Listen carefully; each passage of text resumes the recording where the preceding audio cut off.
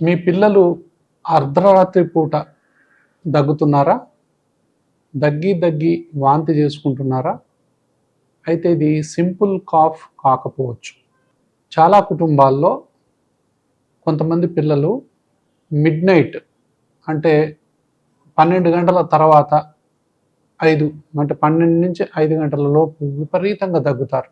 ఎంత దగ్గుతారంటే దగ్గి వాంతి చేస్తారు. ఇది ఎట్టి పరిస్థితిలో కూడా మామూలు కాఫ్ కాదు. ఇది కేవలం ఇన్ఫెక్షన్ వల్ల మాత్రమే కాదు.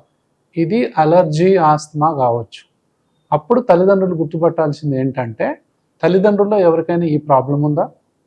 లేకపోతే వీళ్ళకు అంటే పిల్లోస్ ఉంటాయి కదా, పిల్లల్లో ఈ పిల్లోస్ డస్ట్ మైట్స్ కనుక ఈ పిల్లోస్లో ఉన్నట్లయితే తెల్లవాళ్ళు దగ్గుతూనే ఉంటారు. సో అది ఒకటి క్లీన్ చేయాల్సిన అవసరం ఉంటుంది. దాని తర్వాత వీళ్ళకి ఏదైనా పడకపోవటం ఉందా?